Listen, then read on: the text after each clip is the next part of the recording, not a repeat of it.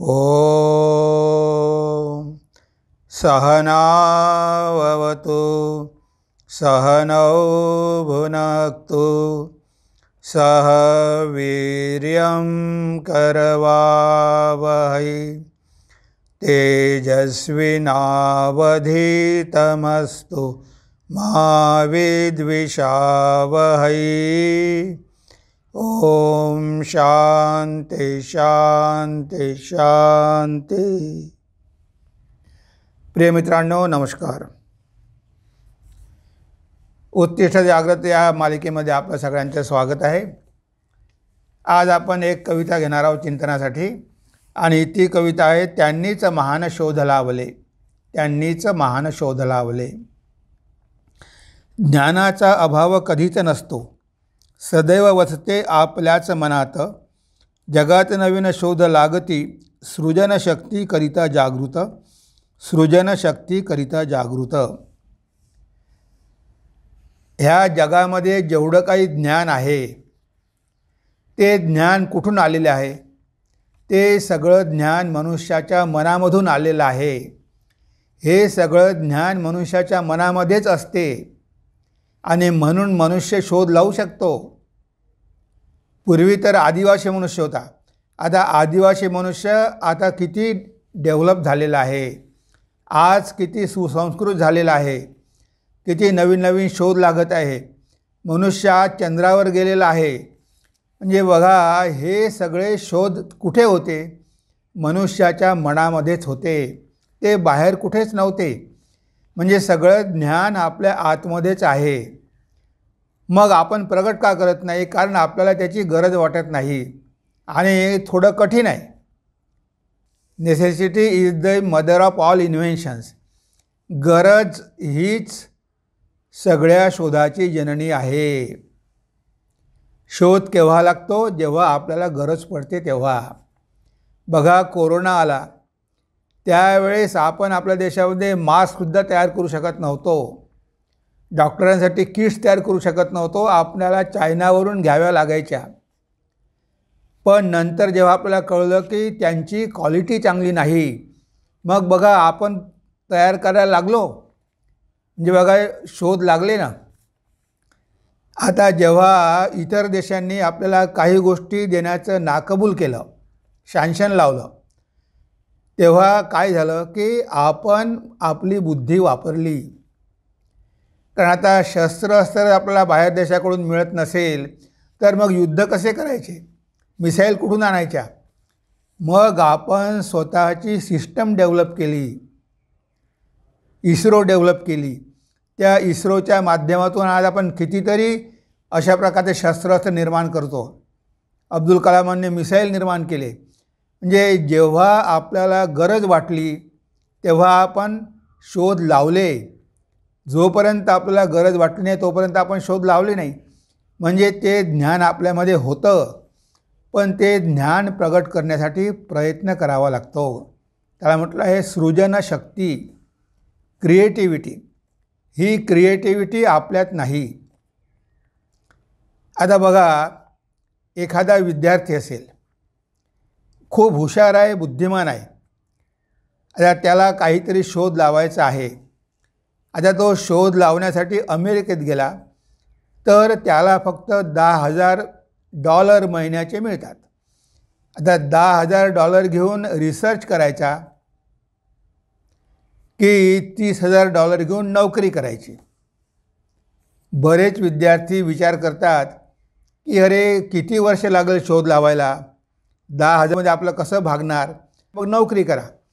म्हणजे रिसर्चकडे कोणीच जात नाही, सगळे नोकऱ्यांच्या मागे धावतात। कारण तिथे पैसा जास्त मिळतो, पण वर्क मेकॅनिकल असतं, यंत्रवत काम करावं लागतं, तिथे डोक्याचा जास्त वापर होत नाही।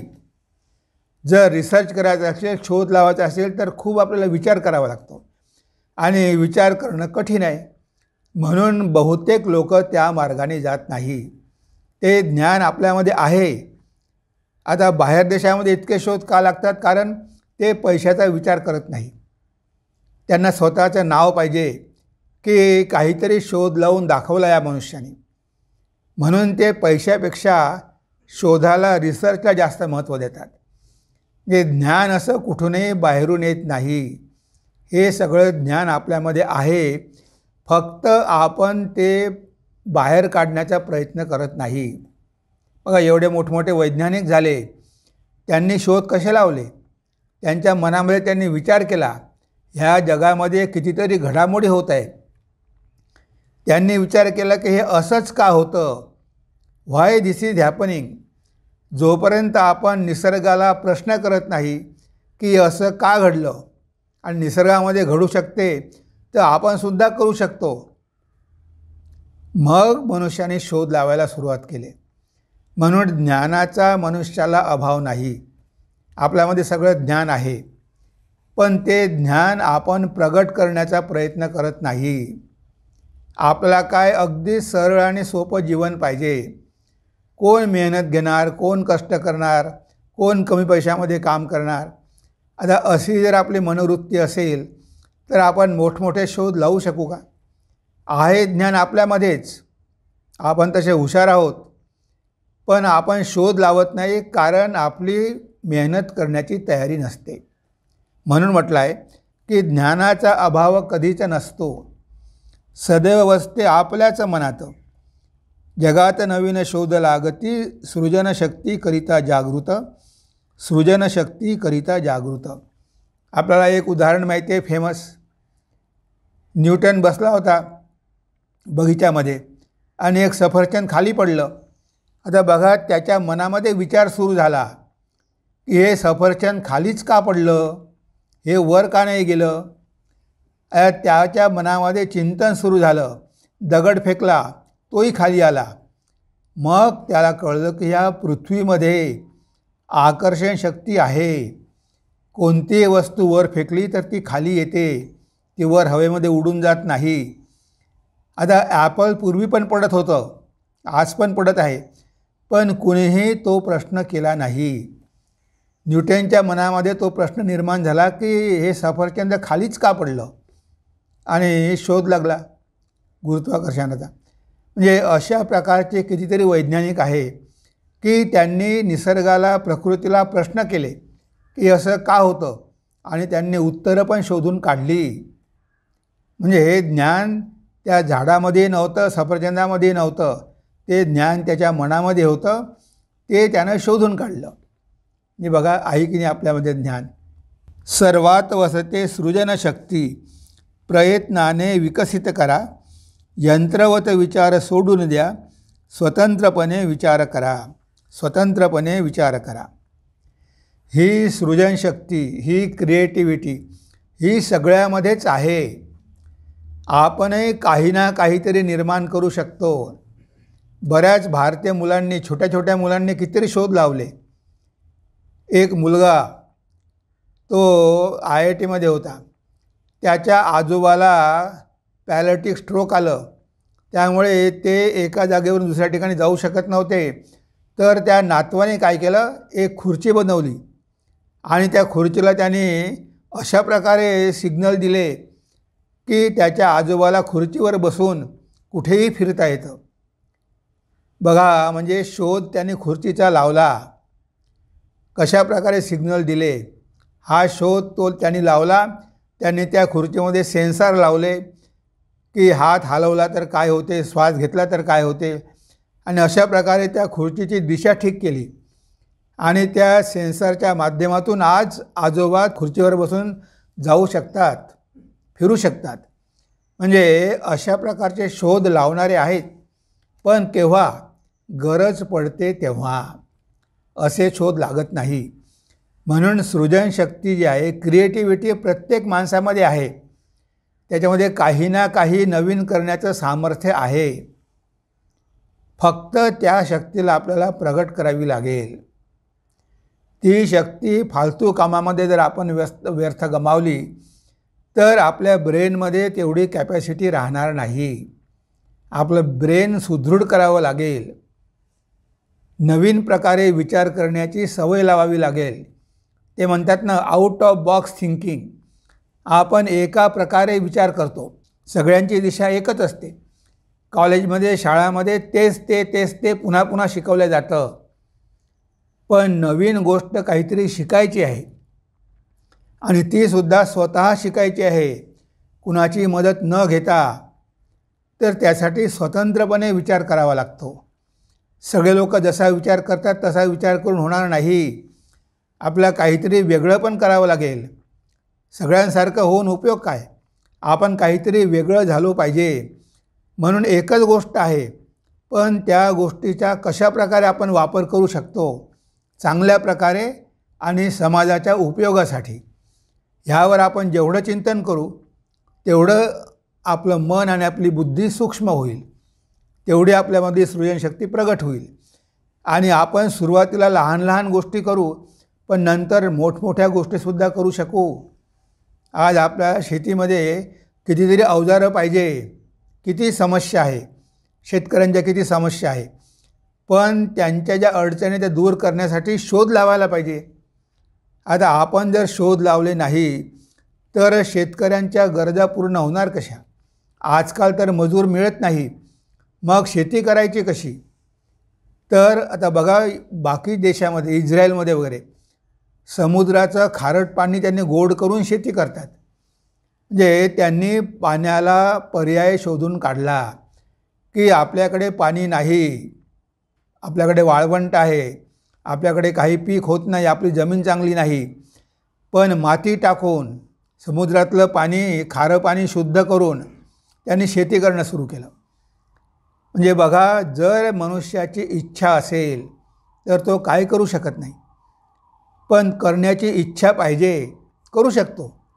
म्हणजे आपल्या ज्या काही अडचणी आहे, आपल्या देशासमोर ज्या काही अडचणी आहे त्या दूर करण्याचं सामर्थ्य आपल्यामध्ये आहे. म्हणून तर भारत सरकारने आत्मनिर्भर योजना सुरू केली की आपण आत्मनिर्भर झालो पाहिजे. किती दिवस आपण इतरांवर अवलंबून राहणार आणि बाकी देशांनी मदत केली नाही तर आपण काय करायचं? म्हणजे आपण सेल्फ सफिशियंट, हे आत्मनिर्भर, स्वतःवरच अवलंबून राहा, स्वतःच काहीतरी करा, इतरांवर कशाहीसाठी अवलंबून राहू नका, परावलंबी जीवन जगू नका. हे आत्मनिर्भर योजनेमध्ये कितीतरी मुलांना प्रेरणा मिळते की आपण काहीतरी केलं पाहिजे, आपण काहीतरी नवीन केलं पाहिजे. म्हणजे आपल्या क्रिएटिव्हिटीला, आपल्या सृजनशक्तीला चालना देण्यासाठी ह्या योजना गव्हर्नमेंटने केलेल्या आहे की तुम्ही एखादं छोटंसं यंत्र करा, असं काहीतरी करा. ज्या ज्या गोष्टींची आपल्याला गरज आहे त्या त्या गोष्टी तुम्ही निर्माण करा. बऱ्याच गोष्टींची आज आपल्याला गरज आहे. स्वामीजी अमेरिकेमध्ये गेले होते 1893ला. त्यांनी ते एक्झिबिशन बघितलं. त्यावेळेस त्या एक्झिबिशनमध्ये, त्या प्रदर्शनीमध्ये एवढ्या काही अमेरिकेनं गोष्टी ठेवलेल्या होत्या, कारण ते वैज्ञानिक प्रदर्शन होतं. आणि त्या प्रदर्शनीमध्ये त्यांनी जे जे काही शोध लावले ते सगळे तिथे होते लोकांना दाखवायला. म्हणजे 150 वर्षापूर्वी अमेरिकेमध्ये कितीतरी शोध लागलेले होते. आणि आपण काय करत होतो? आपण तलवारीनं युद्ध करत होतो. असं जर असेल तर आपली प्रगती होईल का? म्हणून आपल्याला आपल्या बुद्धीचा वापर करावा लागेल. आपल्यामधली सृजनशक्ती आपल्याला वाढवावी लागेल. वेगळ्या प्रकारे विचार करण्याचा आपण शिकलो पाहिजे. तेच ते घोकणपट्टी कसं तरी परीक्षा पास व्हायचे, नोकरी करायची आणि जीवन जगायचं. त्या जगण्याला काही अर्थ आहे का? त्या जगण्याला काहीच अर्थ नाही. म्हणून यंत्रवत विचार सोडून द्या, स्वतंत्रपणे विचार करा. मशीनसारखं मेकॅनिकल होऊ नका.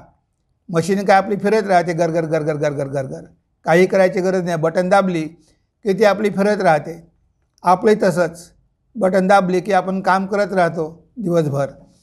म्हणजे आपण डोक्याला कधी ताणच देत नाही, डोक्याचा कधी वापरच करत नाही. आता ते एकच काम करून ती सवय झालेली असते. त्याच्या व्यतिरिक्त काहीतरी करायचं म्हटलं तर इथे कुणामध्ये तेवढं धाडस आहे आणि कुणाची तयारी आहे? कुणालाच हार्डवर्क नको. सगळ्यांना इझी गोईंग वे पाहिजे. कोण डोकं शिनवेल, कोण डोक्याला ताण देईल, कशाला याची आपल्याला गरज आहे? आपलं पोट भरते ना, झालं, भरपूर झालं. म्हणजे अशा प्रकारची विचारसरणी आपल्याला सोडावी लागेल. जर आपल्याला सृजनशक्ती डेव्हलप करायची असेल तर हा विचार आपल्याला सोडावा लागेल आणि काहीतरी नवीन करण्याची वृत्ती आपल्यामध्ये आली पाहिजे. नवीन विचार अवघड जाते, मेंदूवर पडतो प्रचंड ताण, सर्व काही सहज लाभावे हाच सामान्यांचा दृष्टिकोन. मी आत्ताच तुम्हाला सांगितलं आहे की नवीन विचार करणं अवघड जाते, कारण आपल्याला सवय झालेली एका मार्गाने जायची. आता त्या ठिकाणी जाण्यासाठी 10 मार्ग आहे आणि शॉर्टकट पण आहे, पण जे लोक एकाच मार्गाने जातात त्याच मार्गाने आपल्याला जाण्यामध्ये आनंद वाटतो. कारण आपल्याला वाटते की बरेच लोक गेलेले आहे, म्हणजे या मार्गात काही धोका नाही, हा मार्ग सरळ आहे. पण दुसरा मार्ग असेल, शॉर्टकट असेल, थोडा अवघड असेल, पण जाण्याची हिम्मत करणारे किती असतात. स्वामी विवेकानंद हिमालयात जायचे, ज्या मार्गाने सगळे लोक जायचे त्या मार्गाने ते जायचे नाही. ते नवीन मार्ग शोधून काढायचे की ज्या मार्गावर कुणीच जात नाही, कठीण आहे, त्या मार्गाने ते जायचे. गर्दीमध्ये कधी जायचे नाही, कारण त्यांच्यामध्ये ते साहस होतं, म्हणून ते नवीन मार्ग स्वीकारू शकले. असेच लोक जगामध्ये महान होतात. जे मेंढ्यासारखे एकाच्या मागे एक जातात ते कधी महान होऊ शकत नाही. म्हणजे काहीतरी वेगळं, सगळे करतात तसंच आपणही करायचं, ते तर सोपं आहे, कुणीही करू शकतं. पण आपण नवीन मार्ग शोधून काढायचा की कमीत कमी वेळेमध्ये आपण कसं जाऊ शकू. नवीन मार्ग शोधून काढला तर उद्या लोक पण तुमच्या मागे येतील, त्यांचा वेळ पण वाचेल, त्यांचा त्रास पण वाचेल. पण तुम्हाला पहिले ते साहस करावं लागेल की वेगळा मार्ग काढायचा आहे, तो कठीण आहे, त्याला कसं सोपं करायचं हे तुम्हाला पहिले करून दाखवावं लागेल. मग लोक तुमच्या मार्गाने जातील. बघा, लीडर एकच असतो, एक वैज्ञानिक असतो, तो शोध लावतो आणि हजारो लोकांना त्याचा फायदा मिळतो.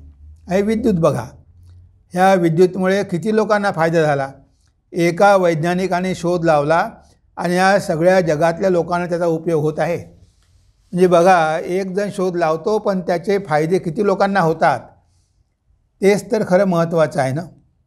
रात्रंदिन केवळ एकच चिंतन, देहभानही ते विसरून गेले, ध्येयासाठीच जीवन जगले, त्यांनीच महान शोध लावले, त्यांनीच महान शोध लावले. आता ज्यांनी महान शोध लावले, मग ते आध्यात्मिक जगामध्ये असो की भौतिक जगामध्ये असो, त्यांनी मन एवढं एकाग्र केलं की त्यांना या जगाचं भानसुद्धा नव्हतं. ह्या जगामध्ये काय होत आहे हे पण त्यांना माहिती नव्हतं. कधीकधी ते खाणं पिणं झोप वगैरे सगळे विसरून जायचे. बघा, अशा प्रकारची त्यांच्या मनाची अवस्था होती की कोणतंही काम हाती घेतलं की पूर्ण 100% मन ते त्यामध्ये द्यायचे, त्यांना होश राहायचा नाही.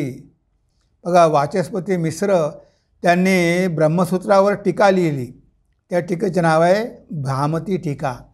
वाचस्पती मिश्रांनी जेव्हा ती टीका लिहायला घेतली तेव्हा त्यांचं लग्न झालेलं होतं, घरी पत्नी होती, पण त्या कामामध्ये त्यांचं एवढं मन गुंतलेलं होतं की रात्रंदिवस तेच करत बसले, कशाकडेही लक्ष नाही. ती पत्नी त्यांचं जेवण घेऊन यायची, ते जेवायचे, ती संध्याकाळी दिवा घेऊन यायची, दिव्यामध्ये बसायचे, तिथेच झोपायचे. म्हणजे असे 25 वर्ष निघून गेले ते भामती टीका लिहिण्यामध्ये. पण त्यांना जगाचा बोध नव्हता, स्वतःच्या शरीराचं भान नव्हतं, कशाचंही भान नव्हतं. एक दिवस बघितलं की एक वयस्क महिला, केस पांढरे झालेले आहे, समोर आणून जेवण ठेवलेलं आहे. तेव्हा ते म्हणतात की तुम्ही कोण आहात. तेव्हा ती म्हणते की मी तुमची पत्नी आहे, माझं नाव भामती आहे, 25 वर्षापूर्वी मी तुमच्याशी लग्न केलेलं आहे, तुम्ही कधी माझ्याकडे बघितलंसुद्धा नाही. बघा, 25 वर्ष मनुष्य स्वतःच्या पत्नीला विसरून, खाणं पिणं झोपणं सगळं विसरून त्या एकाच गोष्टीवर मन एवढं केंद्रित करतो, तर त्याचं कार्य कसं होईल. जो मनुष्य स्वतःला विसरून एवढं मन त्यामध्ये लावतो तर त्याचं कार्य कसं राहणार. ती भामती टीका जगप्रसिद्ध झाली, कारण त्यांनी सगळं मन देऊन ती टीका लिहिलेली होती. शेवटी ते म्हणाले की मी तुझ्यावर अन्याय केला, मी तुझ्याशी लग्न केलं, पण मी तुझ्याशी अन्यायच केला, कारण मी तुला बघू शकलो नाही, तुझी मी काळजी घेऊ शकलो नाही, पण तुझं नाव मी अमर करणार. त्यांनी त्या टीकेला भामती टीका असं नाव दिलं. आपल्या पत्नीचं नाव दिलं वाचस्पती मिश्रांनी, आणि ती भामती टीका आजही प्रसिद्ध आहे. म्हणजे बघा, वैज्ञानिक त्यांना पण भान नसते.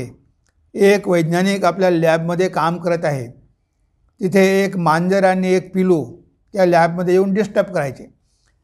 तेव्हा त्यांनी काय केलं, त्या भिंतीला त्यांनी 2 छिद्र केली. एक मोठं छिद्र केलं, दुसरं लहान छिद्र केलं. त्यांच्या मित्राने विचारलं की म्हणे, अहो तुम्ही 2 छिद्र कशाला केले? त्यामुळे म्हणे, माझ्या लॅबमध्ये एक मांजर आहे आणि दुसरं तिचं पिलू आहे, म्हणून त्या मांजरीसाठी मी मोठं छिद्र केलं म्हणे, आणि त्या पिलासाठी लहान केलं म्हणे. तेव्हा तो मित्र हसला. अहो म्हणे, तुम्हाला काय वेड लागलं का? अहो म्हणे, त्या मोठ्या छिद्रातून लहान पण जाऊ शकलं असतं, तुम्हाला त्याच्यासाठी दुसरं वेगळं छिद्र करायची गरज नव्हती. म्हणजे बघा, त्यांना या बाह्य जगाचं भानच राहत नाही. एक सायंटिस्ट छत्री घेऊन निघाला, की पाऊस आला तर छत्री पाहिजे. तो गेला आणि जेव्हा तो परत आला तेव्हा जोरात पाऊस सुरू झाला. आपल्या बगलेमध्ये छत्री आहे हे त्याला कळलं पण नाही, त्यानं छत्री उघडली पण नाही, आणि तो धावत आहे. धावत जाऊन एका दुकानाच्या आडोशाला तो उभा राहिला आणि दुकानदाराला म्हणतो, का हो तुमच्याकडे छत्री आहे का? मला छत्री पाहिजे, पाऊस सुरू झाला. तेव्हा तो दुकानदार म्हणतो, अहो तुमच्या बगलेमध्येच तर छत्री आहे, उघडा किती, तुम्ही कशाला ओले झाले? तुमच्यासोबत छत्री होतीच, आता आपल्यासोबत छत्री आहे, पाऊस सुरू झाला, छत्री उघडली पाहिजे, हे पण त्यांना भान नसते. म्हणजे बघा, अशा प्रकारचं मन पाहिजे. कोणताही शोध लावायचा असेल तर असा होत नाही. अशा प्रकारची मनाची अवस्था झाली पाहिजे, तरच महान शोध लागू शकतात. ध्येयासाठीचं जीवन जगले, त्यांनीच महान शोध लावले. त्यांनी एक ध्येय घेतलं आणि संपूर्ण जीवन ते ध्येय प्राप्त करून घेण्यासाठीच ते जगले. त्यांच्या जीवनाला दुसरा कोणताही उद्देश नव्हता. जीवनभर एकच कार्य केलं, भामती टीका लिहायची, म्हणजे आयुष्यभर भामती टीकाच लिहिली, दुसरीकडे कधीही मनाला जाऊ दिलं नाही. जे त्यांनी ध्येय ठरवलं त्या ध्येयासाठी मरेपर्यंत ते झटले, आणि शेवटी त्यांनी त्यांचा कार्यभाग साधला. त्यांनी ते कार्य पूर्ण केलं आणि जगामध्ये महान होऊन गेले. हे सगळे लोक महान आपोआप झाले नाही, त्यामागे त्यांची किती मेहनत आहे, त्यांची किती एकाग्रता आहे. म्हणून लक्षात ठेवा, अशा प्रकारचं मन पाहिजे. जर आपल्याला महान शोध लावायचे असेल तर आपण मन अशा प्रकारे केलं पाहिजे. ह्या जगाचा विसर पडला पाहिजे. हे शरीर एवढं प्रिय याचा पण विसर पडला पाहिजे. खाण्यापिण्याच्या झोपण्याचा पण विसर पडला पाहिजे. एकाच गोष्टीमध्ये तुम्ही तल्लीन होऊन जायला पाहिजे रात्रंदिवस, ते चिंतन करायला पाहिजे. तेव्हा कुठे तो शोध लागेल. शोध लागल्याशिवाय राहणार नाही, कारण तो आतमध्येच आहे, प्रगट व्हायचा आहे. पण त्यासाठी मन सूक्ष्म झालं पाहिजे. मन सूक्ष्म झाल्याशिवाय आपण कोणतीही गोष्ट शोधून काढू शकत नाही. म्हणून ध्येयासाठीचं जीवन जगले, त्यांनीच महान शोध लावले. यशापयश जरी आले त्यांना, कधीच विचलित नाही झाले. धीर धरूनी पुढे जात राहिले, शेवटी त्यांनाच यश लाभले, शेवटी त्यांनाच यश लाभले. जेव्हा आपण कोणतंही मोठं कार्य हाती घेतो त्यामध्ये अपयश येतं, असं नाही की अपयश येत नाही. हे मोठमोठे वैज्ञानिक झाले, ते एक वेळ झाली नाही, एका प्रयत्नावर झाली नाही. आता थॉमस अल्वा एडिसन, त्यांनी 1000 वेळा प्रयोग केले. इलेक्ट्रिकल बल्ब करण्यासाठी त्यांनी 1000 वेळा प्रयत्न केले. 1000 वेळासुद्धा त्यांना अपयश आलं, पण त्यांनी कधीही हिंमत सोडली नाही, ते कधीही निराश झाले नाही. ठीक आहे, पुन्हा एकदा प्रयत्न करू. स्वामी विवेकानंद म्हणतात की तुम्हाला 1000 वेळा जर अपयश आलं तरी तुम्ही थांबू नका, घाबरू नका, पुन्हा एकदा प्रयत्न करा. यश मिळेपर्यंत प्रयत्न करतच राहा. आणि शेवटी त्यांनी इलेक्ट्रिकल बल्बचा शोध लावलाच. म्हणजे यश आणि अपयश ह्या गोष्टी येणारच. कोणतीही गोष्ट सुरुवातीला करायला गेलो तर आपल्याला यश मिळत असं काही नाही. सुरुवातीला अपयश येऊ शकतं, पण त्यापासूनसुद्धा आपण शिकतो की अपयश आपल्याला कशामुळे आलं. आपला सॅटेलाईट गेला नसेल, आपलं मिसाईल गेलं नसेल, पण आपल्याला कळतं की त्यामध्ये कोणती चूक होती. आता भारताने जेव्हा चंद्रयान पाठवलं पहिल्या वेळेस, आता ते हार्ड लँडिंग झालं, त्यामुळे ब्रेक झालं, म्हणजे अपयश आलं. जरी अपयश आलं तरी आपल्या वैज्ञानिकांनी हिंमत सोडली नाही. पुन्हा काही वर्षातच त्यांनी चंद्रयान पाठवलं चंद्रावर आणि यशस्वीपणे त्यांनी ते कार्य पार पाडलं. म्हणजे बघा, सुरुवातीला अपयश आलं, किती पैसे खर्च झाले, बदनाम झाले, पण त्यांनी चॅलेंज घेतलं की आपण चंद्रावर चंद्रयान सोडायचंच, उतरवायचंच, आणि त्यांनी ते करून दाखवलं. सगळ्या जगाला त्यांनी आपल्याकडे आकर्षित केलं. सगळ्या जगांना आश्चर्यचकित केलं की भारतासारखा देशसुद्धा चंद्रावर आपलं चंद्रयान पाठवू शकतो. म्हणजे बघा, अशा कामामध्ये अपयश येतं. जर एखादा साधक असेल, तो साधना करत असेल, आता दररोज काय आपल्या मनाची अवस्था चांगली राहत नाही. कधीकधी ध्यान चांगलं होत नाही, जप चांगला होत नाही, कधीकधी तमोगुण वाढतो, कधीकधी झोप येते, करायची इच्छा होत नाही. पण म्हणून सोडून द्यायचं नाही, करत राहायचं. सगळ्या अवस्थांमध्ये करतच राहायचं, प्रयत्न करतच राहायचे. नाही आता इतके दिवस तर केले, इतके वर्ष मी साधना केली, आता उपयोग काय, मला माहिती आहे काहीही होणार नाही. कधीही होऊ शकते, यश कधीही मिळू शकते, इवन शेवटल्या क्षणीसुद्धा मिळू शकते. तुम्हाला मृत्यूसमयीसुद्धा भगवान लाभ होऊ शकतो, भगवंताचं दर्शन लाभू शकते. म्हणून कधीही हताश व्हायचं नाही की आयुष्यभर करतो आहे आणि काय अपयशच मिळते, माझी काहीच प्रगती होत नाही, मी काहीच करू शकलो नाही, सगळं काही वाया गेलं. अशा प्रकारचे विचार आपण सोडून दिले पाहिजे. काहीही वाया जात नाही. आपण जे काही करतो त्यामुळे आपली प्रगतीच होत असते आणि बऱ्याच गोष्टी आपल्याला शिकायला मिळतात. आपल्याला कशामुळे अपयश आलं याचं आपण विश्लेषण करू शकतो आणि त्यावर मार्ग शोधून काढू शकतो. म्हणजे असं नाही की एकदा अपयश आलं म्हणजे सगळं काही संपलं, असा कधीही विचार करू नका. म्हणून यशापयश जरी आले त्यांना कधीच विचलित नाही झाले. धीर धरूनी पुढे जात राहिले, शेवटी त्यांनाच यश लाभले. जो मनुष्य धीर धरून पुढे पुढे जात राहतो त्यालाच यश मिळतं. काही लोक तर सुरुवातच करत नाही. काही लोक सुरुवात करतात पण मध्ये अडथळे आले, विघ्न आले की तिथेच थांबतात, पुढे जातच नाही. त्यांना यश कसं मिळणार? पण जे अपयशाची पर्वा न करता पुढे पुढे पुढे पुढे जातच राहतात, शेवटी ते आपल्या ध्येयापर्यंत पोचतातच. त्यांना यश मिळाल्याशिवाय राहत नाही. बाह्य जगावर ध्यान करुनी लागले विज्ञानाचे नवीन शोध. अंतर्जगतावर ध्यान करुनी ऋषींना झाला सत्यांचा बोध. ऋषींना झाला सत्यांचा बोध. आता इथे दोन प्रकारचे शोध आहे. एक आहे भौतिक जगामधले शोध, ज्याला आपण वैज्ञानिक शोध म्हणतो. विज्ञान आणि अध्यात्म या दोन गोष्टी आहेत. आता विज्ञानामध्ये सायन्सने बऱ्याच काही गोष्टी शोधून काढल्या, त्यामुळे आपले कम्फर्ट्स वाढले, आपल्या जीवनामधल्या सुखसोयी वाढल्या. पण आपल्या ऋषींनी ह्या भौतिक जगाची बिलकुल पर्वा केली नाही. त्यांनी ह्या बाह्य जगावर मन आपलं केंद्रित केलं नाही. हे पंचभूताचं जग आहे, अग्नी, वायू, पृथ्वी हे जे आहे यावर मन त्यांनी केंद्रित केलं नाही. याच्या मागची सत्ता काय आहे, ह्या जगाचं स्वरूप काय आहे, आपलं स्वरूप काय आहे, आपण कुठून आलो, मेल्यानंतर आपण कुठे जाणार, हे सगळे प्रश्न त्यांना भेडसावत होते. म्हणून त्यांनी या जगाचा नाश सोडून दिला. ते जंगलात गेले, हिमालयात गेले, एकांतात गेले आणि त्यांनी अंतर्जगामध्ये शोधणं सुरू केलं.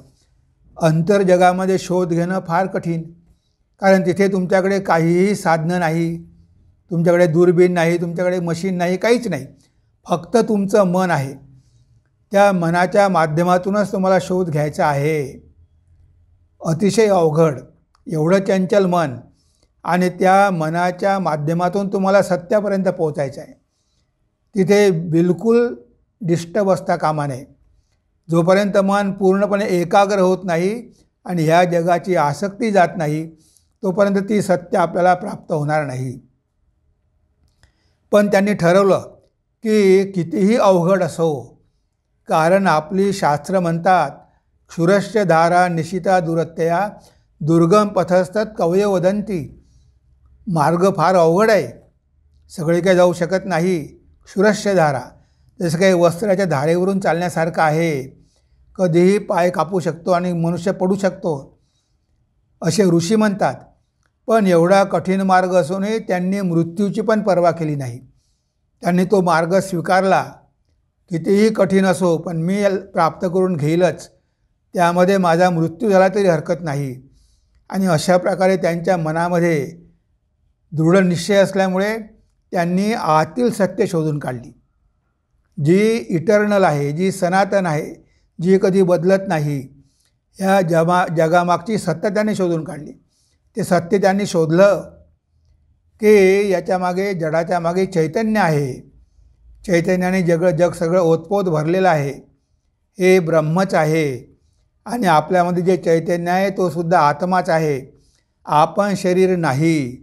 ह्या शरीरामध्ये वास करणारा आत्मा आपण आहो, आणि तो आत्मा अमर आहे. तो जन्ममृत्यूच्या पलीकडे आहे, सुखदुःखाच्या पलीकडे आहे. हा शोध त्यांनी लावला आणि सगळ्या बंधनापासून मुक्त झाले आणि त्या आत्म्याचा आनंद त्यांनी घेतला. म्हणजे बघा, आध्यात्मिक सत्य प्राप्त करून घेण्यासाठी त्यांनी जगाचा त्याग केला. मनाच्या माध्यमातून मनाला पवित्र करून, मनाला एकाग्र करून, जगाची आसक्ती सोडून त्यांनी शेवटी ते सत्य जाणून घेतलंच. म्हणून बाह्य जगावर ध्यान करूनी लागले विज्ञानाचे नवीन शोध. वैज्ञानिक या बाह्य जगावर ध्यान करतात आणि सारखं त्या बाह्य जगाचं चिंतन केल्यामुळे या भौतिक जगामध्ये जे शोध लावतात, जेवढ्या काही गोष्टी आज आपण बघतो आहे त्या सगळ्या भौतिक जगामध्ये लागलेल्या आहे. सेलफोन आहे, टेलिव्हिजन आहे, रेडिओ आहे, लाईट आहे, या सगळ्या गोष्टी भौतिक जगामधल्या आहे. पण अंतर्जगतावर ध्यान करूनी ऋषींना झाला सत्यांचा बोध. पण ऋषींनी काय केलं? आपलं मन अंतर्मुख केलं.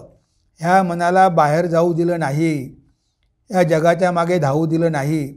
त्यांनी आपलं मन अंतर्मुख केलं आणि आपल्या आतमध्येच त्या आत्म्याला शोधलं.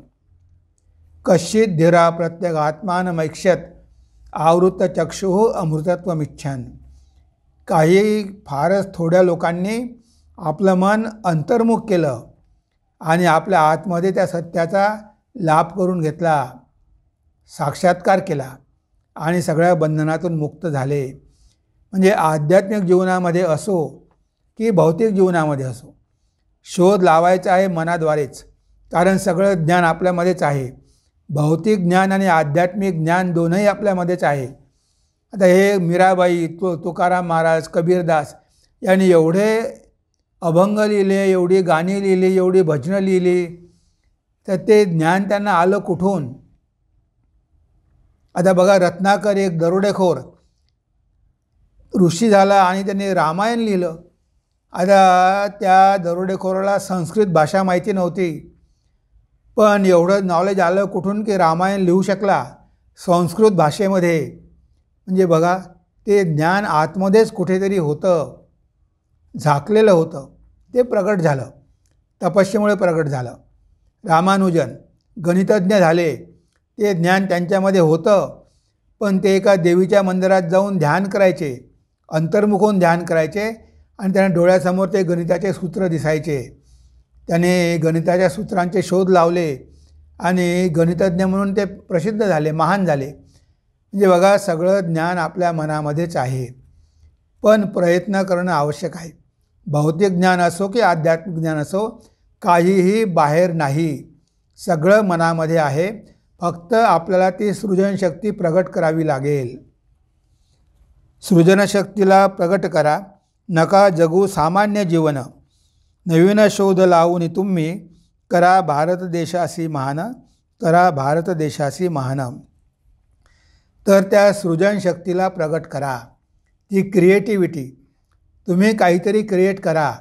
नवीन संगीत क्रिएट करा, नवीन पेंटिंग क्रिएट करा, काहीतरी नवीन करा, काहीतरी शोध लावा. सामान्य जीवन जगू नका. जसे सगळे सर्वसामान्य लोक जगतात तसे जगू नका. तर काहीतरी नवीन करून दाखवा. सृजनशक्तीला प्रगट करा. नका जगू सामान्य जीवन. तर लोक सामान्य जीवन जगतात पण त्या शक्तीला प्रगट करण्यासाठी प्रयत्नच करत नाही. तर एवढे कवी झाले, एवढे आर्टिस्ट झाले, एवढे पेंटर झाले, ते कशामुळे झाले? त्यांनी स्वतःमधली सृजनशक्ती प्रगट केली, त्यांनी साधना केली, मन एकाग्र केलं, म्हणून ते एवढे सगळे शोध लावू शकले. नवीन शोध लावून तुम्ही करा भारत देशाशी महान. तर नवीन शोध लावून तुम्ही या भारत देशाला महान करा. कारण जेवढे जास्त शोध आपण लावू तेवढाच आपला देश महान होईल आणि जगामध्ये आपलं नाव होईल. संपूर्ण मानवजातीला त्याचा फायदा होईल. स्वामी विवेकानंदांनी आध्यात्मिक सत्य जाणून घेतली आणि अमेरिकेत गेले. तिथे व्याख्यानं देऊन कितीतरी लोकांना त्यांनी मदत केली. त्यांना शांती प्राप्त झाली. म्हणजे आध्यात्मिक सत्यांचं त्यांनी वाटप केलं. त्यापूर्वी त्यांनी स्वतः शोध लावला, स्वतः ब्रह्मज्ञान प्राप्त केलं आणि मग ते जगाला वाटलं आणि आजही ते कार्य सुरू आहे. त्यामुळे कितीतरी जीवांना शांती मिळाली, सुख मिळालं आणि या बंधनातून ते मुक्त झाले. तर सृजनशक्ती प्रगट करा. आध्यात्मिक जगामध्ये असो की ते भौतिक जगामध्ये असो, आणि भारत देशाला दोनही क्षेत्रामध्ये महान करा. हेच आपण या कवितेद्वारे बघितलेलं आहे. तेव्हा एकदा ही कविता आपण वाचून घेऊ आणि आपल्या त्यांनीच महान शोध लावले. ज्ञानाचा अभाव कधीच नसतो, सदैव वसते आपल्याच मनात. जगात नवीन शोध लागती, सृजनशक्ती करिता जागृत. सर्वात वसते सृजनशक्ती, प्रयत्नाने विकसित करा. यंत्रवत विचार सोडून द्या, स्वतंत्रपणे विचार करा. नवीन विचार अवघड जाते, मेंदूवर पडतो प्रचंड ताण. सर्व काही सहज लाभावे, हाच सामान्यांचा दृष्टिकोन. रात्रंदिवस केवळ एकच चिंतन, देहभानही ते विसरून गेले. ध्येयासाठीच जीवन जगले, त्यांनीच महान शोध लावले. यशापयश जरी आले त्यांना, कधीच विचलित नाही झाले. धीर धरुणी पुढे जात राहिले, शेवटी त्यांनाच यश लाभले. बाह्य जगावर ध्यान करुणी, लागले विज्ञानाचे नवीन शोध. अंतर्जगतावर ध्यान करुणी, ऋषींना झाला सत्यांचा बोध. सृजनशक्तीला प्रगट करा. नका जगू सामान्य जीवन. नवीन शोध लावून तुम्ही करा भारत देशाशी महान. करा भारत देशाशी महान. तेव्हा आज आपण इथेच थांबूया. नमस्कार, धन्यवाद. ओम सर्वे भवन्तु सुखिनः, सर्वे सन्तु निरामया, सर्वे भद्राणि पश्यन्तु, मा कश्चित् दुःखभाग् भवेत्, मा कश्चित् दुःखभाग् भवेत्. ओम शांति शांति शांति.